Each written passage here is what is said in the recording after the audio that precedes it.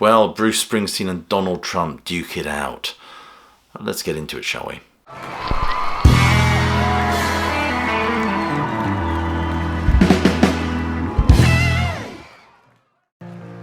In America,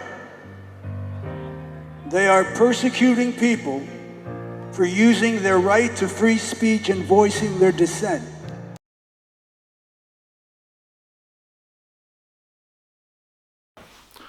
Welcome, classic rock fans, to a short video where we get to discuss the troubled relationship between Springsteen and Republican politics, and more specifically his abject and vehement attack on the current Trump presidency. This attack took place in Manchester as he kicked off his latest tour. The set list, it has to be said, was impressive and consisted of 29 songs, all exploring the theme related to American identity, justice and civic life. The concert opened with A Land of Hope and Dreams, which included a snippet of People Get Ready at the end.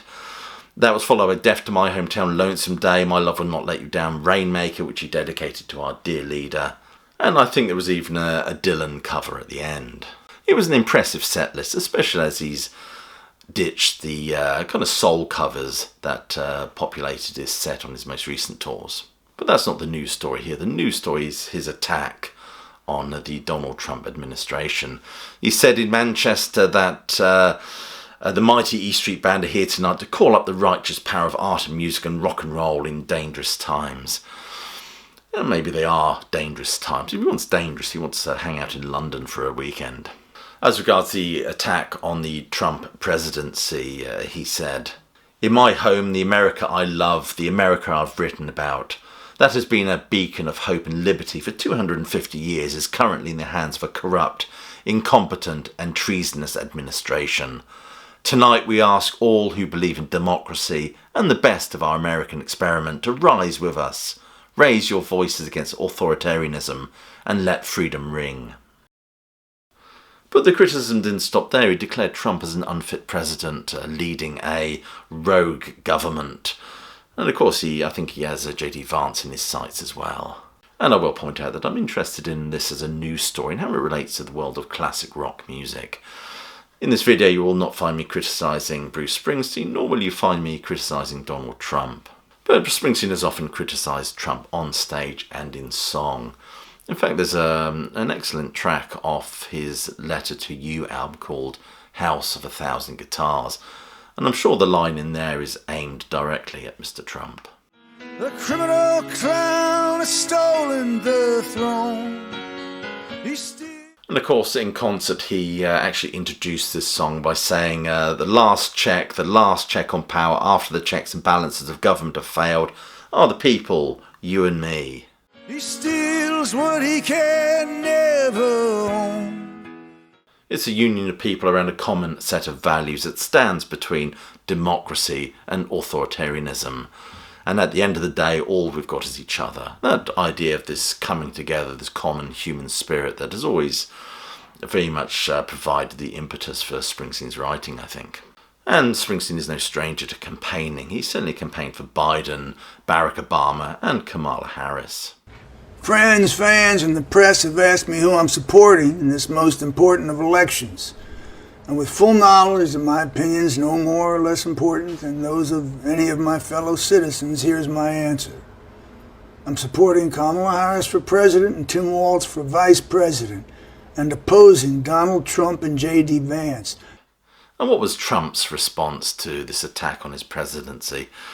Understandably, it was quite vitriolic. Sleepy Joe didn't have a clue as to what he was doing, but Springsteen is as dumb as rock and couldn't see what was going on, or could he? Which is even worse. This dried out prune of a rocker, his skin is all atrophied, ought to keep his mouth shut until he gets back into the country. That's just standard fare. Then we'll all see how it goes for him. I think Trump is pointing out that he considers it very uncivil and very rude to go abroad to Europe and criticise your own country. But many see the line, "then we'll all see how it goes for him," as a threat. I have no idea what Trump has in mind, but watch his space. But some rock stars that support the Republican movement have spoken out against Springsteen's tirade on foreign shores, shall we say, namely Kid Rock. He said, another person with TDS at the highest levels. I mean, to be in Europe talking junk about our president who gets up and works his ass off for this country every day, and his administration is doing such great things. I mean, thank God for him. But to do that in Europe, what a punk move. But Trump, of course, went on to call Springsteen highly overrated, not a talented guy, just a pushy, obnoxious jerk. He certainly didn't pull his punches. But this is not the first time Springsteen has got into a bit of a ruckus with Republicans. But of course, Born in the USA, that album that came out in 1985, of course this turned Springsteen into a global superstar, a muscled-up red, white and blue megastar. It also pointed towards a future where pop music and presidential politics would become uncomfortably intertwined.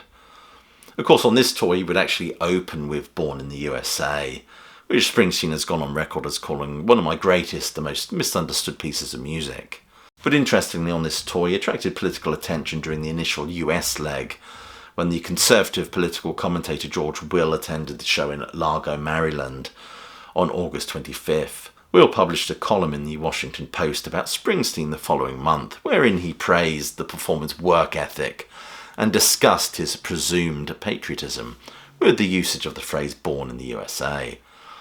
Less than a week after the column's publishing, President Reagan, in the middle of his re-election campaign, also praised Springsteen's patriotism. Springsteen, however, responded dismissively to Reagan's comments just only 2 days later in Pittsburgh. But Born in the USA was ambiguous in many respects. There was a kind of a jarring between the overall message of the songs and the sound of the album. The songs were about characters whose lives have been squeezed by forces beyond their control. Songs like Cover Me and the wonderful Downbound Train.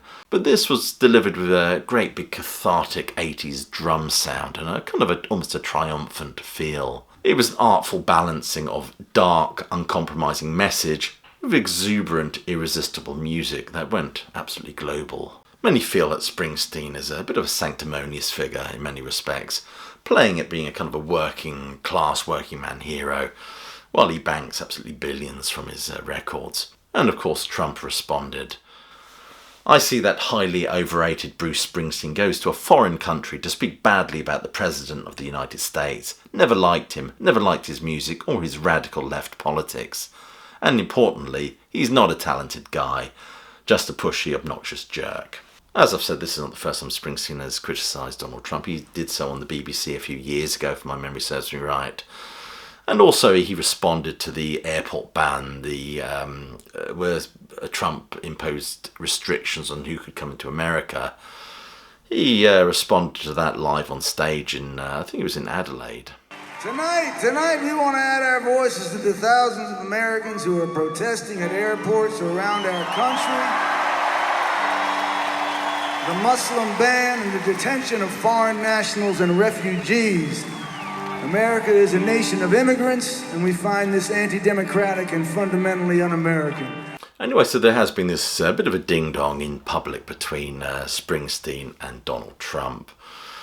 Two men with absolutely huge audiences, as you can imagine. It'd be interesting to see how this plays out. Anyway, I hope you enjoyed this video. Please do share it if you enjoyed it, whether or not you're a Springsteen fan or a Donald Trump fan. Other than that, politics aside, I will leave you with my usual closing salvo, which is hope you're well, staying safe, and of course that you keep listening.